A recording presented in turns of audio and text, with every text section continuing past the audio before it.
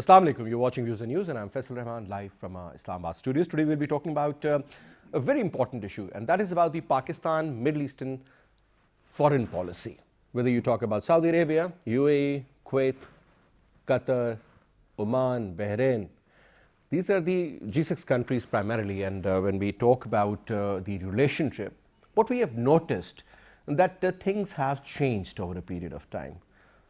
If you look at the last 5 years or so, ever since Mohammed bin Salman has been the Crown Prince of Saudi Arabia, he has visited Pakistan, their foreign minister has visited Pakistan a couple of times, and Pakistan has been trying its level best to make sure that the relationship between, there should be a balance between the Iranians and the Saudis, and this is what we have tried to do. At the same time, we have made sure that the economic perspective should also be very relevant, and as we see that the remittances which Pakistan receives, whether coming from UAE or Saudi Arabia, because these are the two countries where most Pakistanis are there out working. So that inflow is very important for Pakistan. You talk about the military training for that matter, especially Saudi Arabia, and I think Pakistan is the only country that has done so many favors to them. I mean, starting from A to Z, this is what we have taken care of. You talk about the joint kind of exercises or military exercises, naval exercises for that matter. You know, Pakistan has been very close with these countries. But lately, what we have seen, there's a shift. The Indians are trying to replace Pakistan, whether you like it or you don't. I mean, their general, Manoj Narawan, was in UAE and later on in Saudi Arabia. And when we talk about the change, I think that is going to be not possible in the near future because it takes a lot of time, but people are writing about it. Indian columnists are definitely throwing light on this aspect, and so forth. Now, another one important point before I introduce you to my guest, and that is about what Pakistan needs to do now. If you remember, when this joint military alliance was made of the Muslim countries, but keeping Syria, Iraq and Iran out of it primarily, these were the countries and they were headed by a Pakistani general, General Rahil Sharif, who was also previously the chief of army staff of Pakistan military. So we can understand the kind of grace which we have enjoyed there, but will it be there in the future? That is what the question is today. Let me introduce you to our panelists. We have with us in our studio, on my right, is Dr. Talat Shabir Saab, expert on foreign affairs. Dr. Saab, thank you very much for your time, sir. And we have with us Dr. Nazir Mahmood Saab, senior columnist, journalist, writer. Thank you very much, sir. And we'll be also joined in by Ambassador Aslam Rizvi Saab, senior diplomat. He is joining us on Skype. And regarding the first important point, sir, when you do the comparison, there used to be a concept of Muslim brotherhood. You remember, sir, we used to talk a lot about it and write about Muslim brother, Ummah. I don't think these things exist in today's world, sir, except for a few leaders like Tayyip Erdogan, Mahathir Mohamad, or maybe Imran Khan, or maybe a few more, who really believe that, we can properly look after the affairs in that context. But having said that, the important point is, sir, that it seems that, as they say, that there's nothing permanent but change is taking place. You look at the trade between Pakistan and UAE, and you do the comparison between India and UAE. It's the third largest partner, not the fourth. Saudis are the fourth. First is either China or America, because during the last 1 year or so, the figures have changed. So it is very uncertain, because the trade balance between USA and India was in favor of India, interestingly, by 40%. So Donald Trump went there and, did some calculations at there. So I'm not exactly sure. You talk about big and so forth.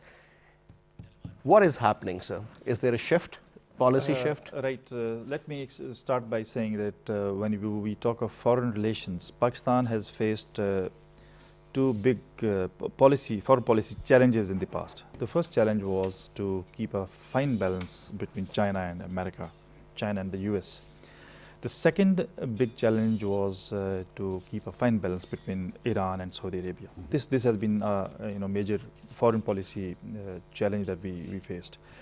Now, when we talk of yes, you are right, in in the world where interests actually drive countries, this brotherhood, ummah, and these concepts now, I think now we must take them out of the obsolete concepts of keeping relationship. When you look at, and now when I talk of foreign policy challenge with regard to Saudi Arabia and Iran, now there's a challenge to keep a balance between maybe India, Israel, and the Gulf countries who were once brother countries of Pakistan. So this is very important time, right? There are problems with regards to foreign policy initiatives that Pakistan is taking, like you said. General Lahir Chief took over the command of the multiple nation Islamic army. We had cooperation in the past. We looked towards Saudi Arabia when we had problems. We looked towards the Middle Eastern countries as a whole when we had problems. But now things have changed. So I think this is a pragmatism. This is a pragmatism, you call it in international politics, that countries will keep their interests supreme, and their interests are important for them. So now I think Pakistan has to also formulate a policy whereby we can also protect our interest and safeguard what we need to at priority. This is very important result. Like when I say international politics, international diplomacy, nothing is permanent, and everything changes with the time. And this is good initiative by government of Pakistan, that our foreign minister is there and he is negotiating. And of it, you just see out of I think 13 countries who have been denied visas for UAE, Pakistan is one of them. India is not, because India is not. If you look at the number, or if it is for the corona reason, they would have banned the Indians also. No, so that shows the biased side of the UAE government, to be very honest. I mean, one should say, why not? Yes, why not? Because my country matters to me the most. Yes. Rest, forget about it. Yes, it is, and that is the high time. I think we should realize that our country comes first, and we must also see whether we are able to keep our interests, guarded. Second important thing is that the diaspora in UAE and other Middle Eastern countries. Now, it was just surprising for me, a brother country, trying to threaten that if you don't, meet some of our requirements, foreign policy requirements, you may have these diaspora people working in our countries going back. Sir, if you look at the population of UAE, it's around 1 crore, right, sir? Nazir Saab, and out of those 1 crore, 40 lakh people, 4 million are the actual people from UAE, the locals. Rest, the 6 million, 60 lakh people are those who are foreigners. And if you look at the number of Indians, sir, that's around 25 lakh. To 28 lakh. This is what they believe. So, I mean, these are rough estimates. But now, since the economy is also dominated by the Indians, I mean, you have been to UAE, Dubai, or Abu Dhabi for that matter, and you will see most of the Indians at the top-notch places, even as doctors, as engineers, as top management officials. When I look at that, sir, and when I compare, there are Pakistanis who are doing pretty well out there, but mostly they are at the lower bottom. But still, we're getting a lot of money in the form of remittances, and same is the case with the Saudis. Now, I'm not sure what Saudis are doing, but maybe the UAE, because look at the engagement as far as economy is concerned, their bilateral trade is almost the same when you talk about India and UAE. Last figure which I got to know, 2018, I think it was 30 billions of import and 30 billions of export. But when you look at it, sir, it seems that the Indians are really dominating, and plus the latest development is regarding the Israel. I don't think Israel really demanded that much which has been given by the UAE government to them. I mean, they have really put it there for them. This shows that the influence of the Indians along with the Israelis would multiply in the form of investments or otherwise in UAE. Their stakes would be different, and we will be losing our position on each given day. This is a reality. So your take. Yes, we are already losing. If you look at the past 2.5 years, I see Pakistan's relations with Arab Gulf countries have been fluctuating. In the beginning, when Imran Khan government came to power, post-Yemen scenario, let's put it this way, or even prior to that also. Well, post-Yemen scenario, civil war in Yemen has been going on for almost a decade now, 11, 12 onwards. But I'm talking about the past 2 years. I mean, I'm just reminding you what happened, what went right and what went wrong. Okay. What went right initially, when the present government in Pakistan came to power, there were mutual visits. Imran Khan Sahab, our Prime Minister, visited Saudi Arabia, UAE. From there also people came. Even Imran Khan drove their car also, which probably he shouldn't be doing.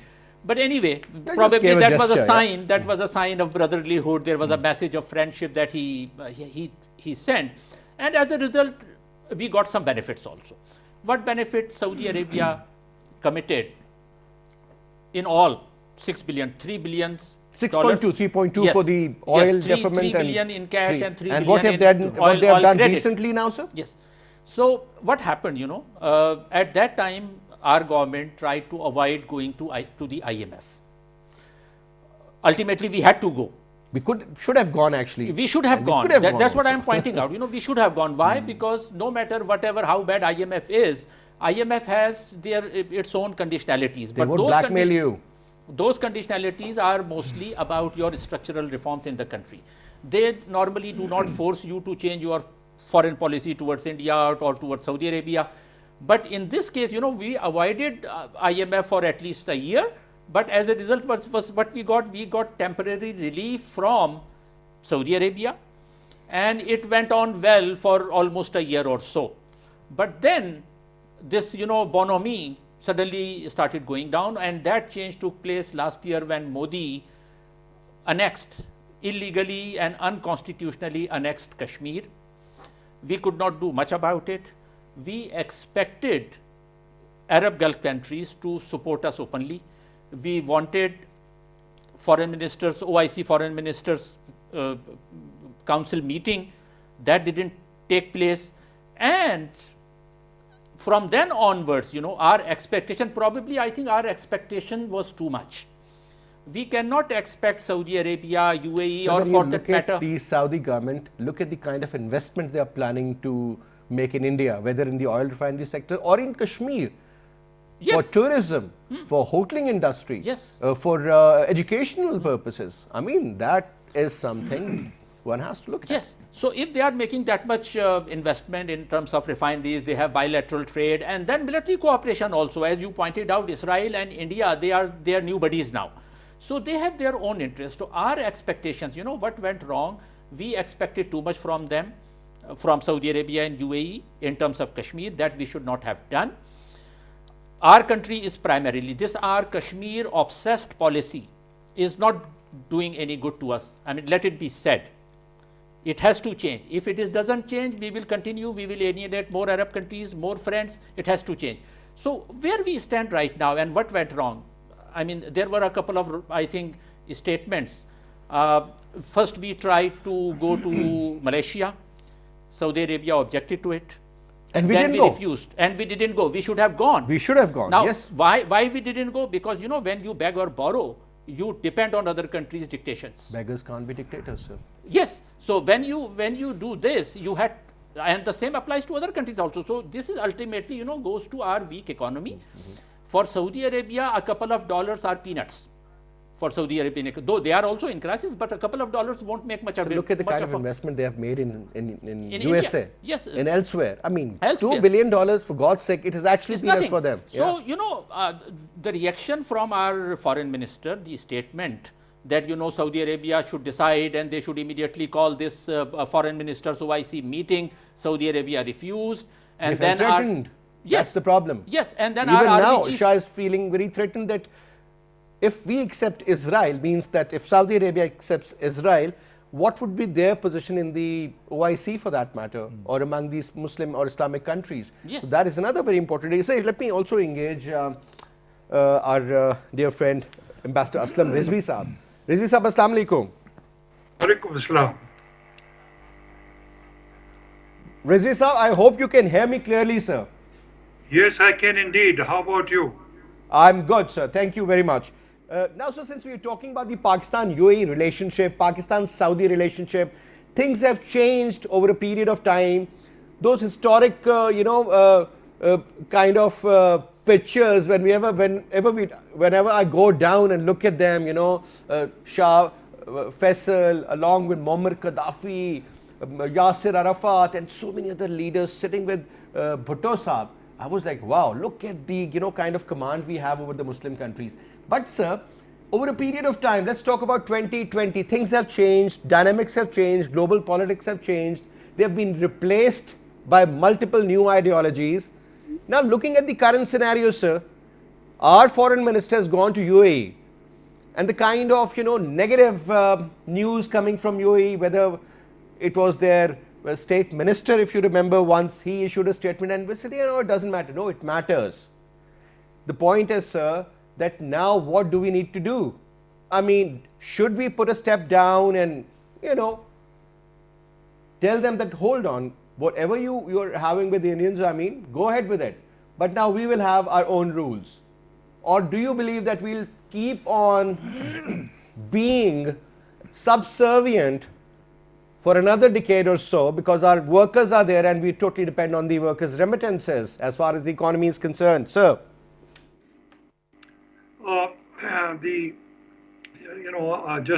The predecessor, the speaker before me, had highlighted, our relationship spreading over the years, and where we were, and as you rightly pointed out, that what is the position today.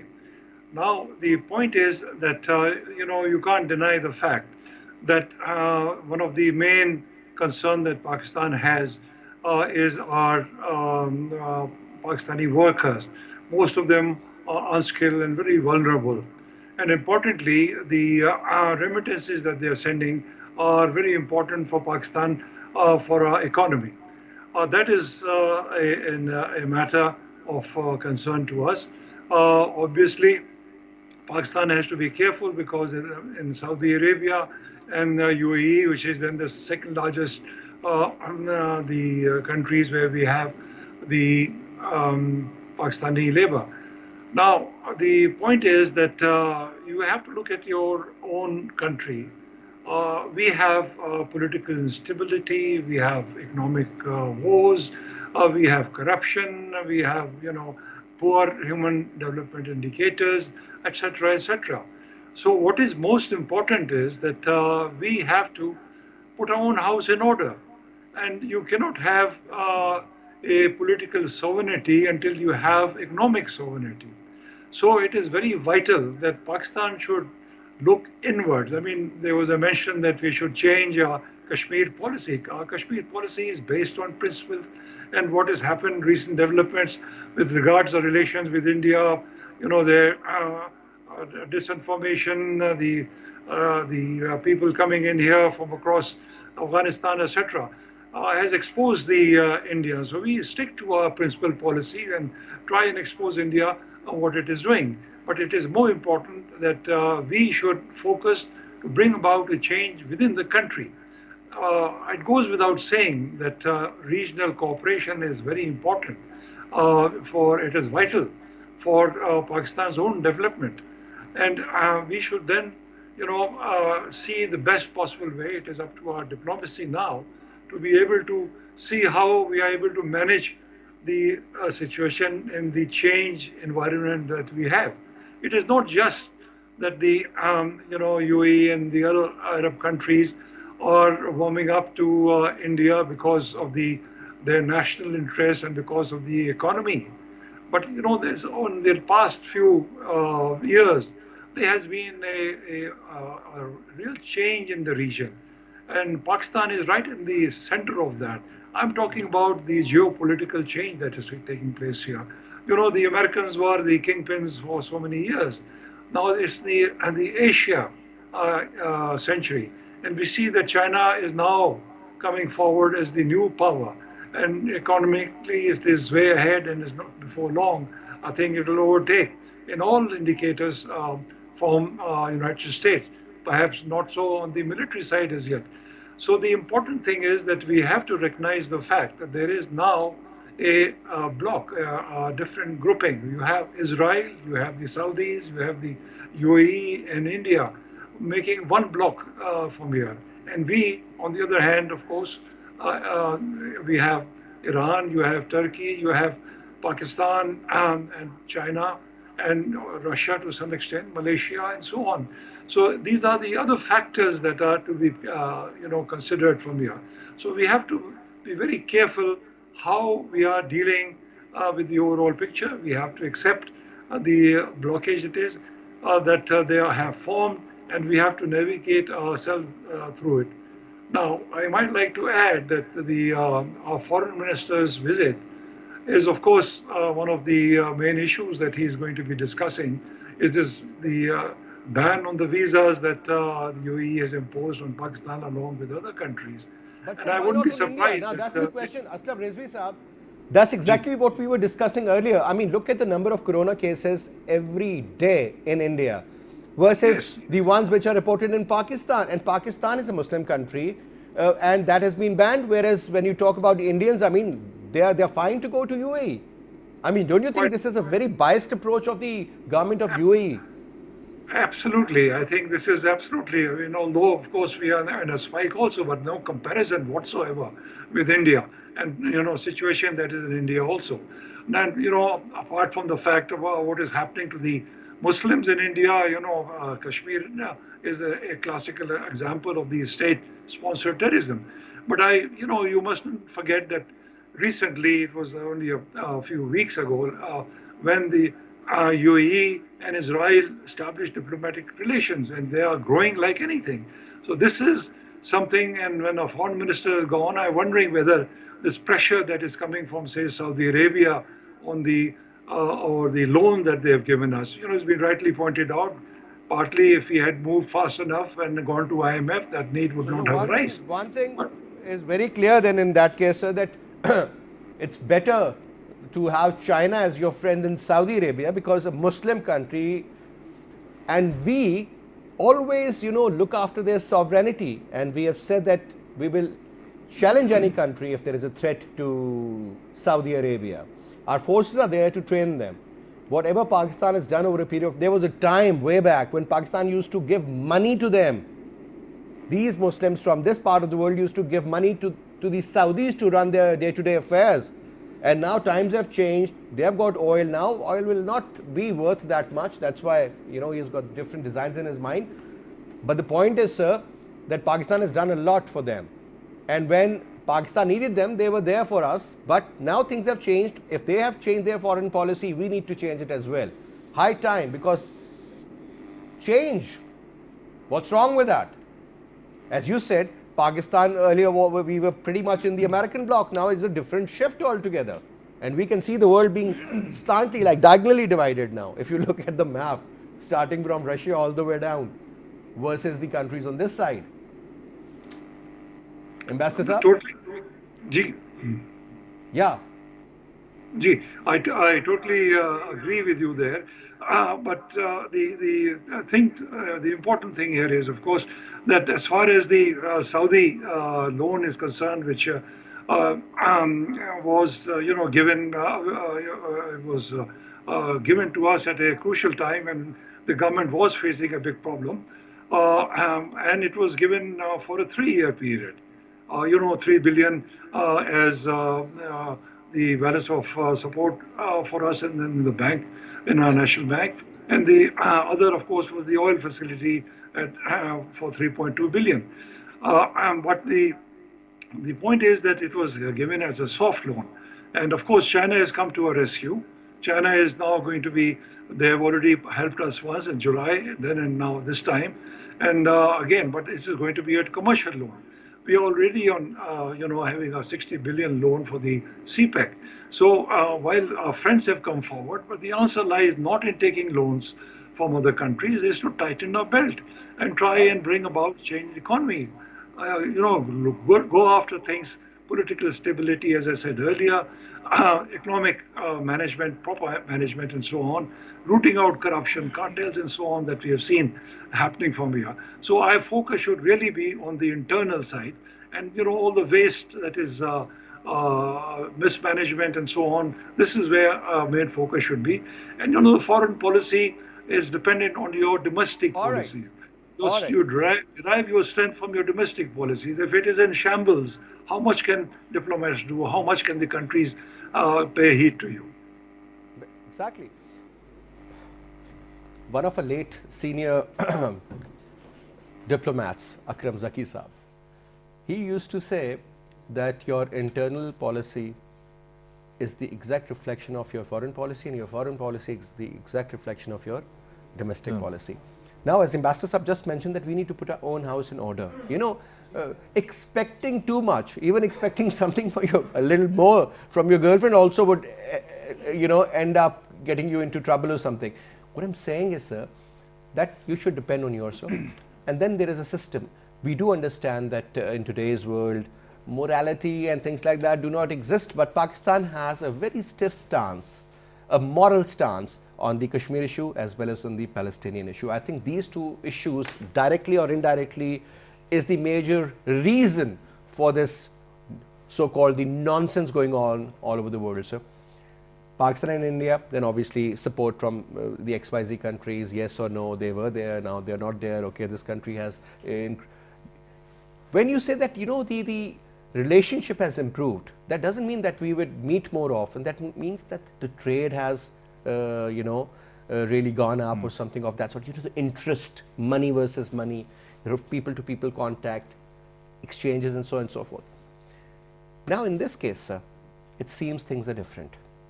And if Pakistan has to adopt a certain foreign policy, there should be a very clear-cut line for the public and for the policymakers as well as for the people who are the legislators. And obviously, one thing which was very good when done regarding the Yemen issue, we referred to the parliament and they said, no, good enough. This is, and exactly this is, why would we get involved into Yemen issue and you know, have bad relationship with Iran for that matter, or Yemen for that matter, or at the end of the day, nothing has been concluded. They have the best weapons, they couldn't do much. So that is not the man, it's actually the man, not the machine. So your take on that front, sir, how to move forward like? Right, when we say interests, you know, countries' interests, they are driven not by emotions. As I agree with the Ambassador Saab, that when we look at India, India is a big market for them. India has, you know, since we do not have our house in order, India has, you know, maybe has a better, has become a better option for Middle East to engage with. Now, first of all, this is a point there. I think there is agreement that we need to put our house in order. Now, when we talk of Kashmir or interests, now there are more Indians working in the Middle East as compared to Pakistanis. Yes, Pakistan. That's a reality again. No. Qatar, Kuwait, UAE, Bahrain, Saudi Arabia, you name it. Yeah. Secondly, Oman, Muscat. You know, when we say that countries are there to protect their interests, safeguard their interests first. So Kashmir is our interest. One, that we have a very principled stand, the way Ambassador Saab has said. There is no obsession with Kashmir. Kashmir is a principled stance of Pakistan. We stand on principal grounds. So if Middle East people think that we have some kind of obsession with this issue and we are losing on other fronts, I think this is a wrong perception out there. Kashmir is a problem, is an issue between Pakistan and India, and of course Kashmir is a part of it. And we stand on principles over Kashmir. So if Middle Eastern or Muslim Ummah cannot stand with us on Kashmir, so I think it's something very surprising. If Muslim Ummah cannot stand with the Palestinians, again I think it is very surprising. So might is right, Yeah. simple as that. So if you have to you know, side with the oppressor, if you have to side with the people with power and money and, you know, all kind of you know, resources they have, so I think this is not fair. And when we do things the way things are happening, like they are you know, recognizing Israel as a country, they are actually denying rights to many Muslim who are being oppressed by the Israelis and Indians in case of Kashmir. So I think the very logic of having an organization of Islamic countries will you know, be questioned. Why should you have then this OIC when you do not you know look we don't after need the- OIC, sir. Yes. It has done nothing Why should so you? far. Why should you then? And one thing is very important, that we need to speak out. Of course, I don't say that you confront and you know, just don't stop you start disengaging with people. In diplomacy, you keep your options open. You continue to engage with countries. You continue to stay with the countries. But you need to firmly and very categorically and clearly tell them, look, these are our interests and these are red lines. You can't cross these red lines. In your case, we will not cross red lines, but in our case, you should also not cross red lines. This is very important. We really need to give a very clear-cut message now. Let the foreign minister come back and let's see when he gives an interview or something, and tells exactly, or maybe there's a joint press conference or something of that sort, because he's going to meet the major leaders out there. But so if you look at the policy of the UAE versus the policy of Saudi Arabia, I mean, UAE is very inclined towards, I mean, things they were supposed to do in years, they have done it in months. I was watching a few, I was in fact telling you before the show, that the top floor of Burj Khalifa, the tallest building in UAE, that has been given to the Jews to, as place where they can do worship. So it's a glass all around, and they were doing that. So, slowly and surely they'll take over along with the Indians and their businesses, their things. I mean, the Israelis, I mean, they were always looking for money. Jews are supposed to be looking for money, and they will take over. So the case is with Hindu Bania. He is going to do, so their mentality is the same. So Muslim world was earlier squeezed by the Americans, and now these are two more countries to be further squeezed. It really doesn't matter to us, to be very honest, other than the remittances coming from that side, or the kind of moral support which we earlier had. Time to move ahead, think in different directions, sir. We have got so many Muslim countries right in the north of Pakistan, right above Afghanistan. We supported Azerbaijan, and it's good because Makkah and Medina is in the Middle East. That is primarily the reason we were so close to them. So don't you think the shift should be upwards now? Serious foreign policy, because no, I don't think that will make much of a difference, because if you look at Central Asia, the combined population of Central Asia is just 50 million. All 5 countries, Uzbekistan, Tajikistan, Kyrgyzstan, you combine all of them. Now, I remember time when the Soviet Union disintegrated in 1991. After that, again, we tried, the problem with us is, as earlier also I pointed out, that we try to play our religion card too much. Ummah card, Muslim brothers and all. Now these, as you just rightly pointed out, they have given, in UAE, they have given places of worship to Jews. Hindu temple yes, is opening there. That means this religion is increasingly playing a lesser role. Now, wherever we go, we talk about religion, and that puts people off. This has to be said. When Soviet Union disintegrated, I remember a time, immediately at that time, our one of the ministers was Asif Ahmad Ali. He went Sardar Asif Ahmad Ali Saab. He went to Central Asia. And again, the repeated statements that came from there was, these Muslim countries, they have become independent, and now they are our Muslim brothers. There was too much emphasis on religion. And within a couple of years, they, distanced themselves. Now, as we saw it towards the late 90s, as religious extremism increased, they started cracking down on their own religious extremist parties. So religion does not have that much value that it used to have in international politics. We have to decide that in statecraft, both locally and internationally, this stress has to change. So coming to your question that, should we be looking upwards? Even if we look at them, these countries, apart from Kazakhstan, other countries are not in a better economic condition, and their population is so low. Ultimately, we have to look at our economic interests. We are if we want to have better relationship with Central Asia, we need to give them railway link towards South Asia and other countries. We should. Why not?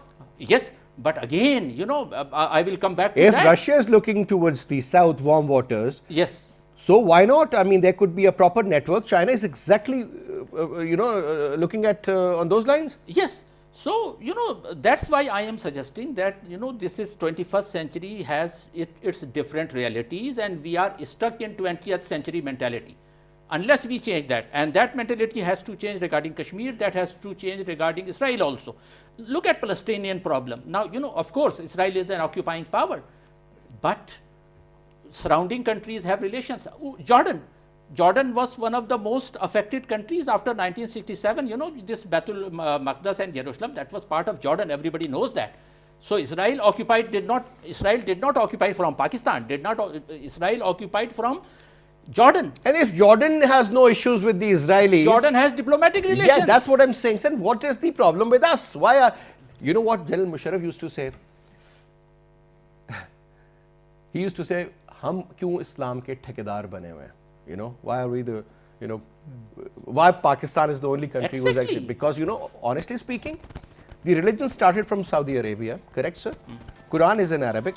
So Quran was, Arabic was made mandatory. PTV used to have that Arab news. Nobody understands Arabic in Pakistan, to be very honest. I think 0.0001%, just because, you know, we had that kind of a diplomatic relationship with the Saudis and that influence we wanted, you know. It used to be Persian before, right, sir? If you, how many Arab poets do you have in Pakistan or in this part? You always had people who would look at Lama Iqbal, Ghalib for that matter. Iqbal's, most of his poetry is actually in Farsi. I think Farsi is such a beautiful, or Persian as we say. Iqbal Lahori, they All right, call sir. him. So things, I mean, this culture is more important. Look, you need to find your DNA, the closer DNA. Our DNA is not as close to the Saudis as to the Iranians, for that matter, sir. Correct? Yes. That's what my emphasis is. I mean, let me take this point to Ambassador Saab. Ambassador Saab, now things have changed. It's a global village. I still remember when this concept of global village, came out. I used to think, I mean, there was no internet even at that time. And I used to think, global village, what is that supposed to mean? I used to read about it, maybe if there is a column in the newspaper or somewhere in some magazine. Internet wasn't there. So now we believe, oh, this is internet, globalization. I mean, it really doesn't matter that I'm doing trade with somebody sitting in Brazil, how far? But yes, if it's IT, I can sit in Islamabad and can take care of any client anywhere in the world. Things have changed. Now, earlier we were saying, sir, that it's great to have great relationship with all the neighbors, primarily your own field. This foreign policy always suggests that it's better to have more friends and less enemies. That's the bottom line. But sir, over a period of time, I'm not saying that there are more enemies, but there are more, similar version of adversaries. Let me put it this way. Sir. Well, the fact is that it is very, very important to have good relations with your neighbors. You can choose relationship with the other countries, but you have to live with your neighbors. Regrettably, we have one neighbor east of us, which has the bone of contention, which is the one which is causing problems for all the countries in the South Asia. I mean, there's one country which has difficulties. One is that, unfortunately, not only of the Americans, but also, of course, with now Israel joining in, Israeli, a country which is known to be, a terrorist country, basically, which has done immense harm and has thrown away all the principles of the United Nations Charter. And the present situation that we are facing today has in a big way responsible for doing away with the concept of a global village, who has been President Trump, because he did away with all the agreements that we had, multilateral agreements, even the trade agreements, and so on. So he has done an immense damage to the country. It is now hoped that with him Biden won't gone, back out from all those deals, I guess. Maybe the P5+1, this JCPOA issue, that could be, ruled out, or maybe something happens on that front. But I don't think there would be a major change towards Israel or towards Saudi Arabia, for that matter, sir. Because if the Israelis are having that kind of an influence over the UAE government or over the Saudis, I can bet, sir, Biden would not do much regarding MBS, whether it's about the Khashoggi's killing or otherwise. well, you're right. I think there will be some nuanced change in the American policy, but the basic policy with regard Israel, with regards India, and with China will remain as it is. But we may see less of bitterness, less of unilateral decisions and so forth being made. I think we will go back to a little bit of multilateral cooperation. Things like climate change and things of that nature, where it is necessary for the whole of mankind rather than just one bilateral relation that will be suffering. So the biggest challenge at the moment, I should put it, and which affects us quite a lot also, is what is going to happen with regards the relationship of United States with Iran, and especially the nuclear agreement. What form is going to take? Will it be back the original form, or there'll be fresh negotiation? The GSP plus and plus they are talking about, and in the past we've been asked once by But Saudi sir, Arabia when and this the others to JCPOA negotiate. was signed and Obama was the president at that time, and the interesting part was that all these countries, including Germany, the 5 permanent members of the UNSC and Germany, they all signed, they were all signatories, and I think everybody was saying that Jawad Zarif has, it was actually, this was the deal of the century, to be very honest. And then, right after that, sir, everything was, there was a U-turn, total U-turn when Donald Trump came into power.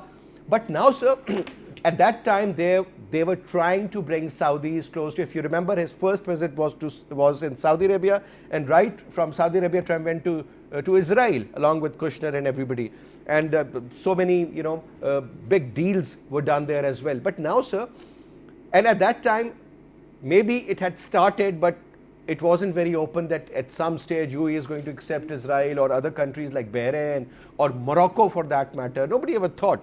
But now, if you look at the situation, sir, these countries are now like, hands in glove with the Israeli government of Netanyahu. Yes, So, like I said, Iran remains a very important issue, and see how it goes forward. The point is that with Israel, the UAE, and the Saudis going into and many other countries who have joined and recognized Israel, it means that they have now gone into a confrontation mode with Iran, and Saudi Arabia is now talking about being part of the new negotiation because they said, well, we had the sophisticated missile attacks from Iran on our oil complex and so on. So they are trying to scuttle this, and that is where the whole danger arises. And I think one of the things that likely the foreign minister is going to face it in UAE during his current visit is and also about opening relations with Israel, because as we've seen, there's been a lot of talk about it in the media that there's pressure on Pakistan and the Israelis themselves. There have been some backdoor visits that have been talked about. So in the past, as you see, that one of the main things. And years ago, Pakistan was playing a very important role in mediation between Arab disputes and in the eras which have been mentioned in the past. But today, the problem is that you cannot have that role anymore. Nobody is asking, and somebody has to ask. And the second thing is that both parties should be willing to discuss. With the Israelis sitting and with the Arab countries right at the doorstep of Iran, the question of mediation doesn't rise anymore. I mean, it is a confrontation rather than a reconciliation and so on to allow the grounds for that. So that is an important issue. And now the another factor that is going to be coming is that with the withdrawal of the United States armed forces from Afghanistan, this area has to be now need to be filled up, and they have made India as a proxy all around Pakistan. So if you look at Iran or Afghanistan or India or Kashmir for that matter, I mean, there's a problem everywhere, all over Pakistan. I mean, all around Pakistan. Look at that. But yes. Last quick comment from you, sir. The visit of the Indian Army Chief to UAE and to Saudi Arabia. What is that supposed to mean to you, sir? Yeah, that actually speaks of their, I think, cooperation that they are looking at with the military. And you know, whenever there is a military, like our foreign ministers gone there, Are we they expect- replacing us, or do they want to replace us? No, Can I they think replace it's- us? I think it Because is- the system is so well knitted out there, Yes, sir. yes. It won't be that I much. think when they have decided, if they have decided to, you know, UAE move on, will. You will. mark my words Yes. today, sir. You will So see they Indian will have to military fight. over there. Yes, they will find options, and India is, you know, is a good option for them. But I think it is too early to say that. I think things will now unfold more. Interesting times yes. ahead, sir. On the same point. I think there will be more military cooperation between Israel, India, and the Gulf countries. And I wonder what our General Rahil Sharif is doing there. I think, you know, in this scenario, if they are having such close relationship with Indian Army Chief and they give God of honor, I think he should be resigning and coming back. And somebody shared a picture that the Saudi chief of army or military, as they say, he was the joint chief of. See, he did not salute. You know, Pakistanis were actually praising, and they were praising him, and they were saying that, you know, he had his hand here. He did not salute. Whereas General Manoj was giving him a salute. Anyway, I mean, this is what we need to understand, that think deep and try to read the Well, abstract. essentially, it is a Saudi employment, you know. It is not 40 country army that as they claim. If there is a 40 country It's army, not what NATO. it is It's doing? not NATO anymore. What it is doing? If there is a 40 country army, what it is doing? It is just a Saudi employment. All right, sir. Thank you. Thank you very much, sir. Ambassador, it was a pleasure having you. Thank you so much. And that's all we have for this hour. I'll see you inshallah again. Till then, you take good care. Assalamu alaikum and Khuda Hafiz.